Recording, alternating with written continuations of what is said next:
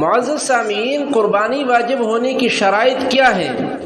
یہ بات واضح رہے کہ شریعت نے قربانی کی عبادت ہر مسلمان پر واجب قرار نہیں دی ہے، بلکہ اس کے لیے کچھ مخصوص شرائط رکھی ہیں۔ ان شرائط کے پائے جانے کے بعد ہی قربانی واجب ہوتی ہے۔ قربانی واجب ہونے کی شرائط یہ ہیں: نمبر 1، مسلمان ہونا۔ قربانی واجب ہونے کے لیے صاحب ایمان ہونا ضروری ہے، کیونکہ یہ بات تو بالکل واضح ہے کہ ایمان نہ ہونے کی وجہ سے غیر مسلم کی قربانی قبول ہی نہیں ہوتی، اس لیے کہ اعمال کی قبولیت کی شرائط میں سے بنیادی شرط ایمان ہے۔ نمبر 2، بالغ ہونا۔ قربانی واجب ہونے کے لیے بالغ ہونا ضروری ہے کہ صرف بالغ ہی پر قربانی واجب ہوتی ہے، اس لیے نابالغ پر قربانی واجب نہیں، اگرچہ اس کی ملکیت میں نصاب کے بقدر مال موجود ہو۔ نمبر 3، عاقل ہونا۔ قربانی واجب ہونے کے لیے عاقل ہونا ضروری ہے، کیونکہ مجنون پر قربانی واجب نہیں، اگرچہ وہ صاحب نصاب ہو۔ نمبر 4، مقیم ہونا۔ قربانی واجب ہونے کے لیے مقیم ہونا ضروری ہے، کیونکہ مسافر پر قربانی واجب نہیں، اگرچہ وہ صاحب نصاب ہو۔ نمبر 5، صاحب نصاب ہونا۔ تو معزز سامعین، بنیادی طور پر قربانی 5 چیزوں پر واجب ہوتی ہے، جن کو اموال قربانی کہا جاتا ہے۔ نمبر 1، سونا۔ نمبر 2، چاندی۔ نمبر 3، سامان تجارت۔ نمبر 4، رقم۔ نمبر 5، ضرورت سے زائد اشیاء اور سامان۔ اب یہ 5 چیزیں کو سامنے رکھتے ہوئے قربانی کی یہ صورتیں معلوم ہوتی ہیں۔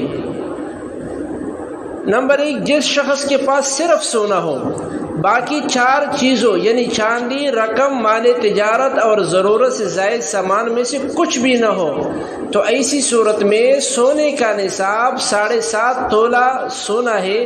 جو سونا اس سے کم ہو اس پر قربانی واجب نہیں، یعنی 7.5 تولے سونا سے اگر سونا کم ہو تو اس پر قربانی واجب نہیں۔ یہ اس صورت میں جب یہ 4 چیزوں یعنی چاندی، رقم، مال تجارت اور ضرورت سے زائد سامان میں سے کچھ بھی نہ ہو۔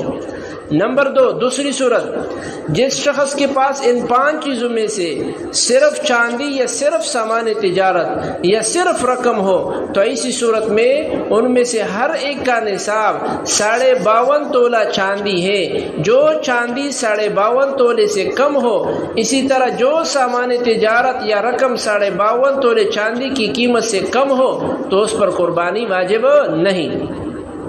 نمبر 3، جس شخص کے پاس 52.5 تولہ چاندی کی قیمت کے برابر ضرورت سے زائد سامان ہو تو اس پر قربانی واجب ہے۔ نمبر 4، جس شخص کے پاس 7.5 تولہ سے کم سونا ہو لیکن ساتھ ساتھ اس کے پاس کچھ چاندی یا کچھ سامان تجارت یا کچھ رقم بھی ہو، تو اس صورت میں اگر ان کی مجموعی قیمت 52.5 تولے چاندی کی قیمت تک پہنچتی ہو تو ان پر قربانی واجب ہے، ورنہ نہیں۔ نمبر 5، کسی شخص کے پاس یہ 5 چیزیں یعنی سونا، چاندی، سامان تجارت، رقم اور ضرورت سے زائد سامان ہو، یا ان میں سے بعض ہو لیکن ان میں سے کوئی چیز بھی اپنے نصاب تک نہیں پہنچتی ہو، تو اس صورت میں ان کو ملا کر ان کی مجموعی قیمت کا حساب لگایا جائے گا۔ اگر ان کی مجموعی قیمت 52.5 تولے چاندی کی قیمت تک پہنچتی ہے تو اس شخص پر قربانی واجب ہے، ورنہ نہیں۔ نمبر 6، چھٹی صورت یہ ہے، جس شخص کے پاس کچھ سونا یا کچھ رقم ہو اور ساتھ میں ضرورت سے زائد سامان بھی ہو اور ان کی مجموعی قیمت 52.5 تولے چاندی تک پہنچتی ہو تو اس پر قربانی واجب ہے۔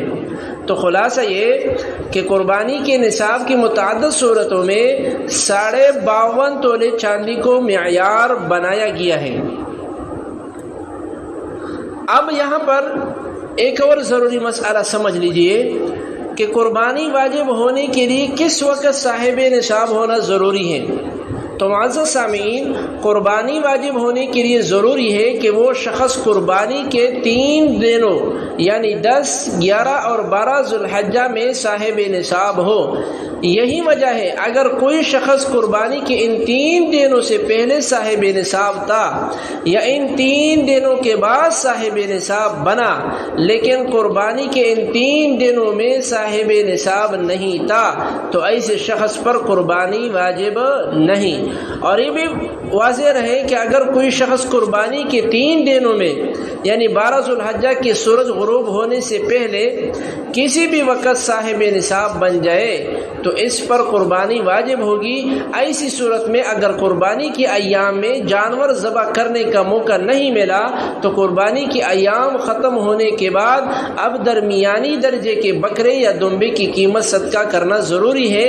اگر جانور خریدنے کے باوجود بھی قربانی کے ایام میں قربانی نہ کر سکا تو اب اسی جانور کو صدقہ کرنا ضروری ہے۔